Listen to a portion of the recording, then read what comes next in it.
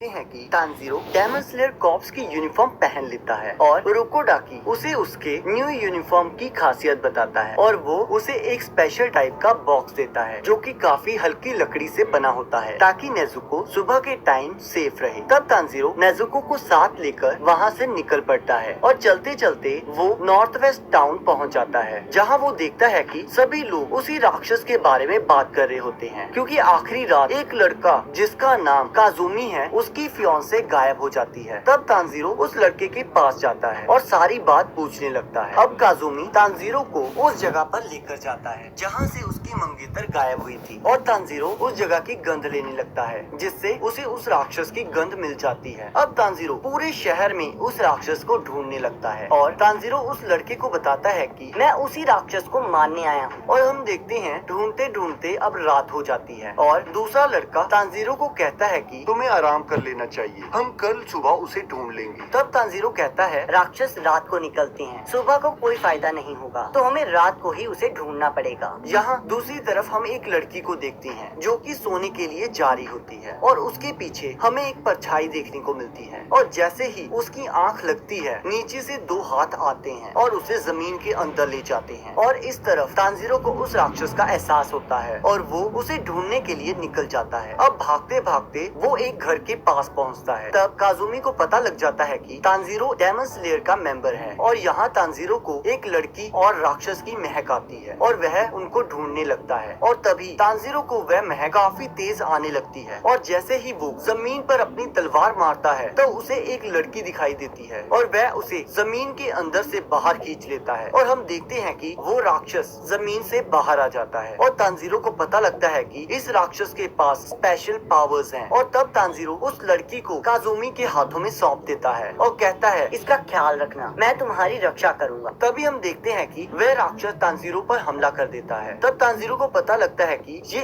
एक नहीं तीन है, मतलब एक ही राक्षस के तीन रूप। और यहाँ दूसरी ओर हमें दिखाया जाता है कि उरोकोडाकी तानजीरो को बताते हैं कि केवल एक ही राक्षस है जिसको शायद पता हो कि तुम्हारी बहन को दोबारा इंसान कैसे बनाया जा सकता है और वो सबसे पहला राक्षस है जो कि हजारों सालों से इस धरती पर घूम रहा है जिसका नाम है मुजान किबुत्सुजी। और हम देखते हैं कि तानजीरो उस राक्षसों पर हमला कर देता है पर वो उसके गले को मिस कर जाता है और तानजीरो केवल राक्षसों के हाथ ही काट पाता है जो कि कुछ ही सेकंड्स में वापस उग आते हैं। तब वह राक्षस उस लड़की और लड़के पर हमला कर देते हैं और तानजीरो उनको बचाने लगता है। तब उनमें से एक राक्षस कहता है कि मुझे ये 16 साल की लड़की दे दो क्योंकि इसका मांस बहुत स्वादिष्ट होगा। तो दूसरा राक्षस कहता है मैंने तो इस शहर की बहुत सारी 16 साल की लड़कियों को खाया है और वो बहुत स्वादिष्ट थी। तब उनमें से एक राक्षस काजुमी को उसकी मंगेतर के हेयर पिन दिखाता है और बताता है कि मैं उसे खा चुका हूँ। और वो सारे राक्षस तानजीरो पर हमला कर देते हैं जिसकी वजह से तानजीरो एक जगह फोकस नहीं कर पाता। पर तभी नेजुको उस बक्से से बाहर आ जाती है और एक राक्षस के कान के नीचे बजाती है। तब राक्षस कहता है कि